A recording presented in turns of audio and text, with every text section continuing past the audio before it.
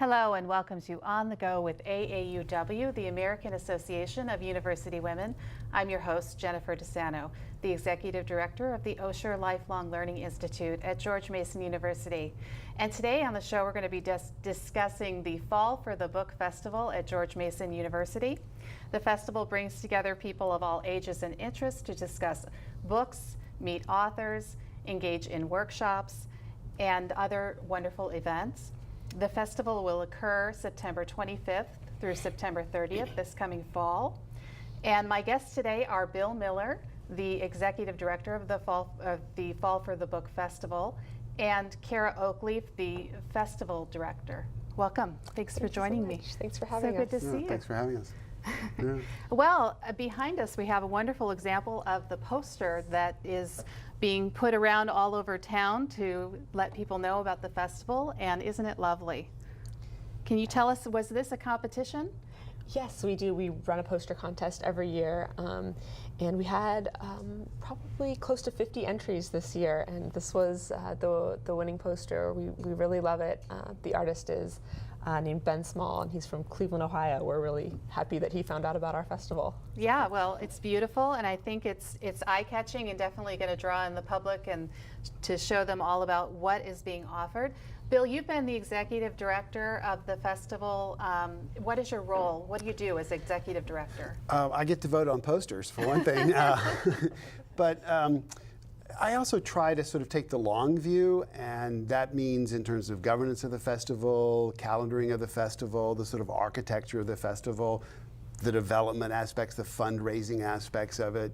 On the poster, for example, it says "Read On the book spine, and that's kind of, if you will, part of the culture that we're trying to foster through the festival, the idea of reading and keep on reading, and that reading matters, and therefore books matter. But it's less about the book than it is about the text as a thing that people experience, which is why we do so many different kinds of reading experiences and try to offer a variety at the festival. And Kara, you're responsible for coordinating the authors and the venues. Can you tell us a little bit about your work and how many authors are expecting this coming fall? Yeah.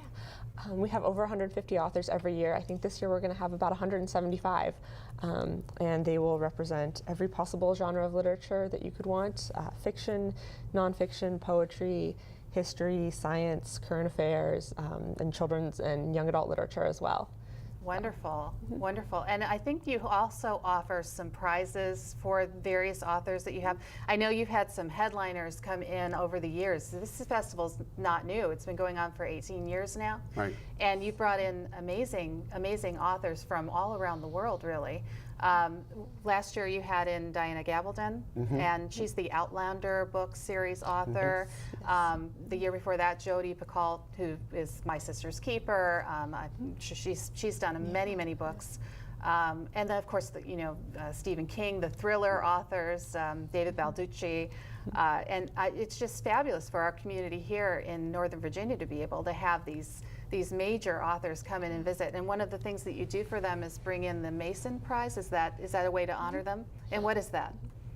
Well, the Mason Award is a way that we recognize authors who have made contributions toward bringing literature to a wide reading public. Often that means a very popular author like Stephen King. This year our winner is Diane Rehm, the host of the Diane Rehm Show on NPR. And not only is she a writer herself, but one of the things we love about her is that the Diane Rehm Show regularly features authors and books. Yeah, they do. Yes. Really makes an important place for literature on that show. And it's a nationally broadcast show, so she's really sharing that wonderful gift of literacy and reading on, right, with the entire country. So it's wonderful that she's being honored, as well as the fact that, as you know, she's retiring this year. So nice little cherry on top of the cake for her exit as she moves into retirement. So that's wonderful. Yeah. But you have other prizes. You have a Fairfax Prize. And what is that? What is the criteria for awarding that prize? Well, the Fairfax Prize honors a living writer of literary excellence whose work itself has contributed to the canon of American or international literature.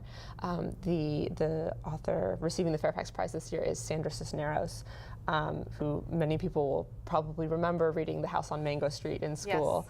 Yes. One of the best known Latina writers working today, and we're really excited that she's making the trip from Mexico to come be with us in September. You know, it's wonderful. She also does a lot of advocacy, and she does poetry writings, Yes. and teaches. And I think that's, you know, that's probably one thing that distinguishes her in her contributions, not only as an author but also as a teacher of literacy. Absolutely. Yeah, it's terrific. And but Just to jump in, Go ahead. one of the reasons we do the awards is to try to have the festival highlight the works of these particular writers. We go through a selection process with a programming committee and the board of directors for the festival, and we take recommendations. We also look at who's doing something active in that moment, but we really sort of want to highlight the writer who's coming and the fact that they are doing something that really sort of fulfills the purpose of reading and reading on, as it were.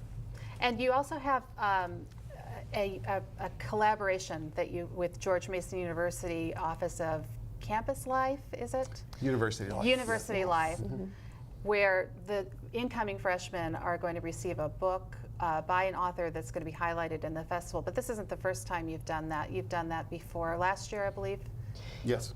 Yeah. Yes. And this year's author is an environmental themed author, John, and I always get the name. So why don't you help me out with his last name? Mu'allim. And he's written a book, Wild Ones. Can you tell us about the book and how the university is working with you in that partnership? So University Life and the Office of Orientation is right now actually handing out copies of his book, Wild Ones, to every single freshman who comes through for freshman orientation, and they will all be reading the book over the summer and coming to see John Mu'allim in person at the end of September when he's here. The book focuses on the animal conservation movement, and he's a really interesting journalist who looks at the conservation movement by going out into the field with people who are active in the fight to save the polar bears, a species of butterfly that's only native to California, and the whooping crane. So he spent a lot of time embedded with all of these different groups to kind of see how their efforts are paying off and if they're paying off, and really asks the students to look at a lot of important questions about what it means to be living in a world that's been so impacted by human activity. That's just wonderful. And we have thousands of students that are incoming freshmen to George Mason University. Oh, So yeah. they're going to be, this work will hopefully, if they read it and if it's part of the curriculum and that they attend the session with the author, should make a huge impact on their lives, and then in their lives beyond when they graduate school and move on, and thinking about these very important issues about how our environment is impacted by their choices that we make. Yeah. I think the students, we're asking them to read it on their own. In other words, they won't be in the context of a class when they read it over the summer. And all we have is orientation to encourage them, take this book home. It's free, read it. But I've read it, and it's very experiential and not judgmental. So I think that students might really engage with it in that way. In other words, it's very anecdotal. He tells the story of his going, as Kara said, he embeds himself with the people he's writing about, and he talks about this and that. And obviously it's constructed, it's selective. He didn't put in everything that happened, but he does it in such a way that I think readers, even freshmen, can be engaged and can see the issues without him saying, here's the issue, here's the answer. And it leads them in that kind of way. What we're also trying, and the other piece of this then, is we're trying to work with classroom instructors at Mason to get them to reinforce this reading experience between the beginning of the semester and his appearance, ideally, by talking about the book and trying to bring it into like their freshman composition classes or their environmental ecology classes or whatever it makes sense. So we're also offering copies of the book to faculty to get that teaching side of it going and try to integrate and bridge across from the classroom to their reading experience to their life experiences. That's excellent. And will there be opportunities to talk to the author after their presentations or meet with them one-on-one? Absolutely. He's going to be staying to sign books afterwards. So we're hoping a lot of the students will stick around to get a chance to talk with him. But it's not just the students. This is open to the entire community, Absolutely correct? is. Yes. And one of Yeah. the hallmarks of Fall for the Book is we try to put the writers in venues that are manageable so that readers can actually engage them, ask them questions during the event, but also approach them before or after. We have receptions that people can sort of, if you will, got to pay for the food, but they can buy their way into and actually mingle with them if they want. So there's a lot of that kind of small group to writer interaction possible during Fall for the Book.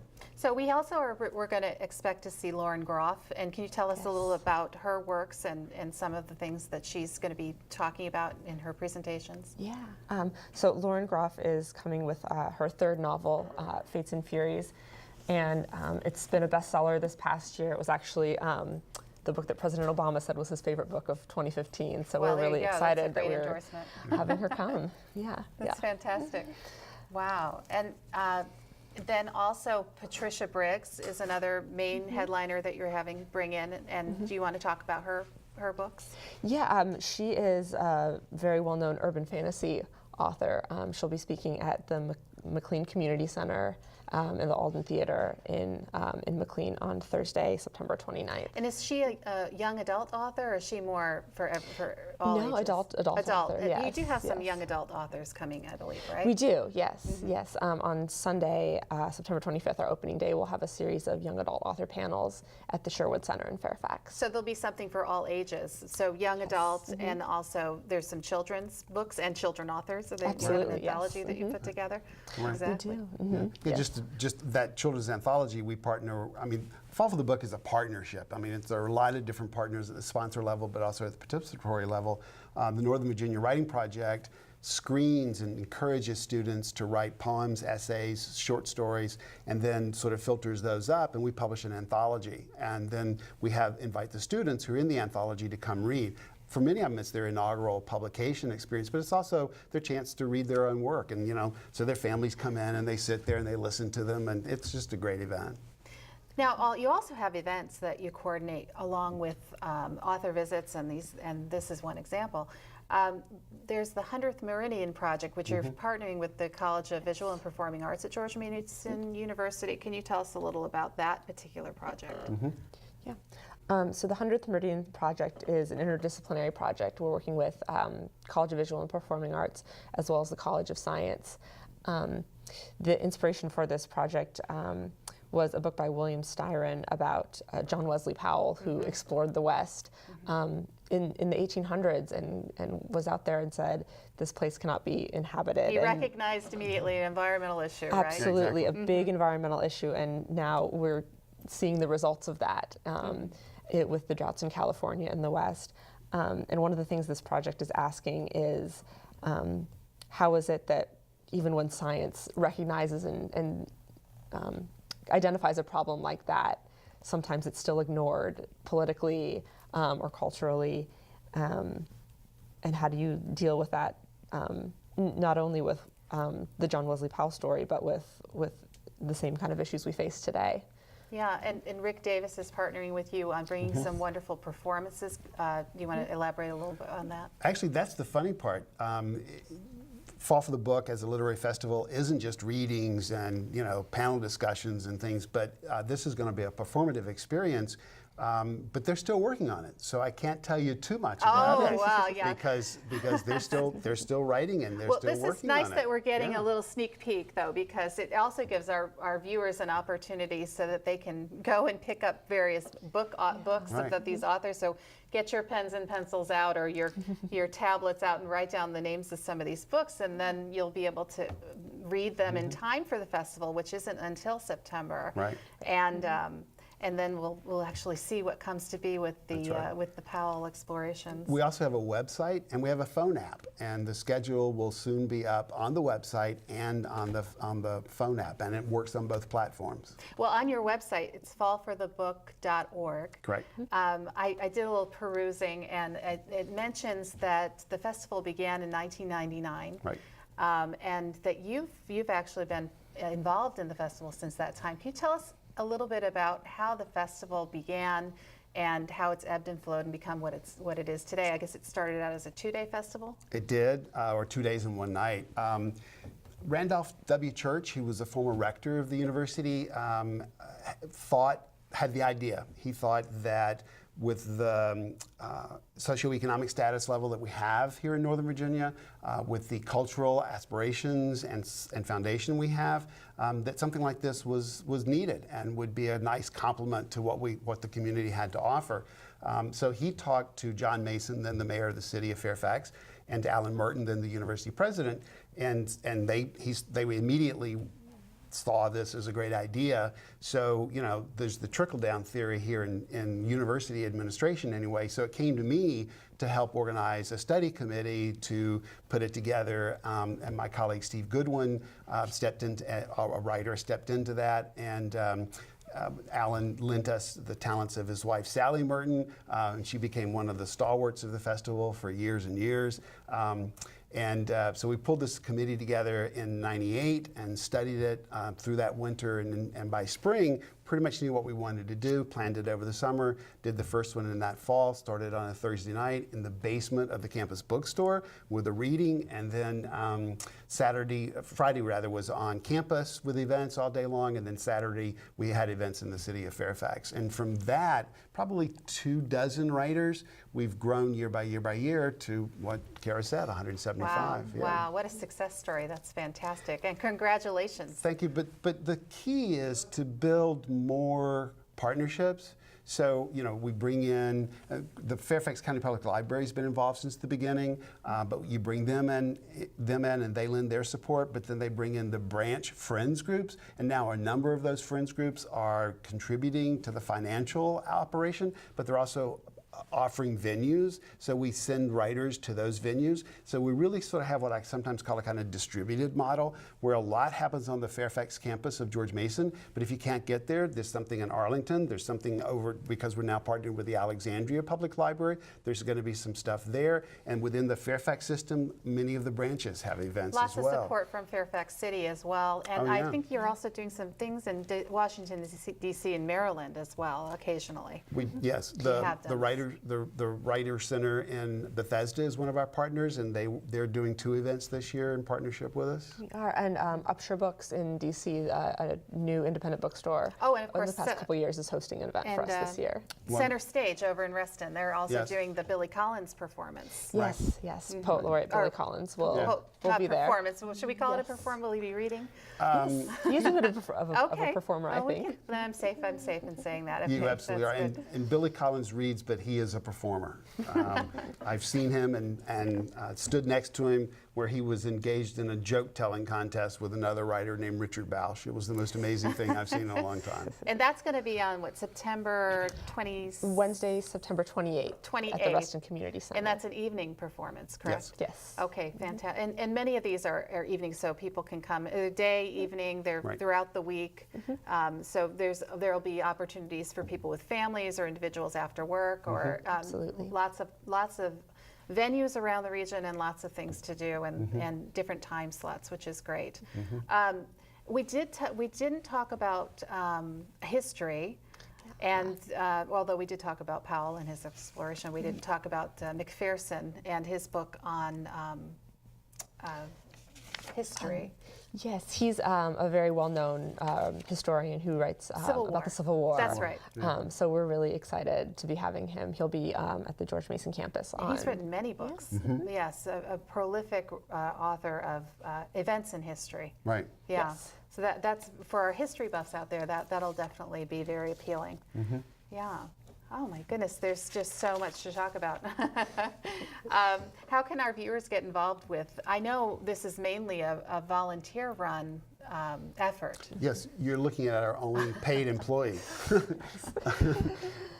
We depend a lot on volunteers. And the volunteers actually help to be docents at these events, and all of the people on the board of directors and on the program committees are volunteers. And the program committees, can you talk a little bit more in depth? You touched on that a little bit about how you select the authors, but You mentioned that you have various partners in libraries in the region, and they must bring in some terrific resources in terms of intellectual girth to, to give you good ideas on what the public might be interested in learning about, or interested in seeing which particular popular authors might be out there. Right.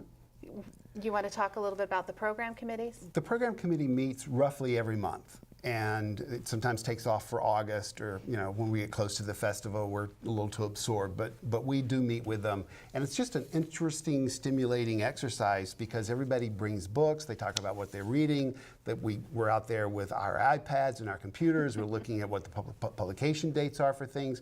Oh, this is coming up now. This is coming. Oh, this person has a new book, and just so we gin up a list out of that. Then we come out of the meeting and we find out what's possible, who's available, what would it take. Are they going to be on the East Coast or the West Coast? Can we lure them this way? That kind of thing. And then we come back together, make those reports to each other, gin up some more people, and keep building on as we go. And this is all for the love of literacy and the love of reading and the love of books. And the importance of books. Yes. The importance of reading. The impact of books. Exactly. Yeah. I was just reading, in preparation for this, I read through on my own the Diane Rehm story, and it's a terrific book. I highly recommend it. It's a very intimate book, especially because Diane is on the radio, and those of us who've been enjoying her for many, many years already have her voice in our head. Yes. And so when I'm reading the book, it's as though she's sitting right next to me telling me her story. So it's a very unique and personal experience of hers, but it also became very personal for me in listening to her tell me what was going on in her life. And she's very open. It's a nice personal way to discuss some very hard things. The theme on the book is advocacy for her. Well, it's their experience in her husband's passing away. Right. He had Parkinson's. And the fact that he had to choose. Right. He had to make a decision to end his life in a way that worked for him, but he didn't have the legal stature to be able to have an assisted death. Right. And so the book goes through the experience of the family and herself, and her grief afterwards, and her eventually finding a need to be an advocate for right to death. And not everyone's going to agree with his choice or her choice, or even with what she reveals, her revelations about the experience. And I don't think she asks that. I think what she asks is that there be opportunity for discussion, and that people have certain rights of control over their own lives. And she doesn't advocate that everybody use it in a certain way, but only that people have that opportunity to make choices. But the medium of the book, yes, is the way for us to get that message in this very personal way. And it's almost disarming. And I think, it is. Of course, that here she is in the book doing what she does on a radio show, which is candor and openness and frankness and proximity. And yet you're dealing with words on a printed page in the book. Yeah. It's moving. But so we can get that experience through books when we want to talk about difficult subjects. But we also, we have the light and happy books, like the children's book author. You've got an author that is bringing in a children's book titled El Defo, right? Yes. And Cece Bell. what's the author's name? Her name is Cece Bell. Cece Bell, children's author. She's deaf, and she's written a story about her experience as a child when living with deafness, but also a very charming story about the phonic aid that she used in order to hear people in school, and it walks her through. It walks the reader through this child who has a device that she's able to hear a microphone that her teacher is speaking into, but the teacher actually is wandering around the school and having conversations with other teachers and using the bathroom, and then she can hear the toilet flushing and things. It's a kind of hysterical book. But it brings the child an opportunity to tell her classmates what she can hear, which kind of breaks through for her to have friendships. And so it's really a lovely story. I think it's definitely one of the highlights of the children's stories that you're bringing on. It absolutely is. Yeah. It's going to be a really wonderful program. Yes. So literature can be fun, and Yes. it can be sad, and it can be historical Yes. and hysterical, right? Absolutely. Yeah. And it's just so soul satisfying to be able to do this work, I'm sure. Absolutely. And to see the connections people make both with the books and with each other coming to the festival. Yeah. So. And there are workshops too. There are two other things I'd like to talk about. One is some writing workshops that you might be putting on with the festival, and then also the publications that you have put together in the past, and how that works with the festival. Well, for one thing, Fall for the Book is this week-long festival, but we also have other projects. We do workshops in the schools, a program named for Sally Merton, the Sally Merton Writers in the Schools project. Right now we're having graduate students teach regular creative writing classes in the schools. We're in Arlington, we're in Prince William, we're in Fairfax County. But we also are want to integrate writers who come to the festival into that program, so that the graduate students would be able to come in behind a writer, and maybe the students, like we're doing at Mason, they get a book, they read the book, and then the writer comes in, and then they get to experience creative writing. So you have a really kind of a neat synergy and a process that they go through. And it would really, I think, create opportunities for them to engage in different kinds of writing experiences from what they're going to normally get in a classroom environment.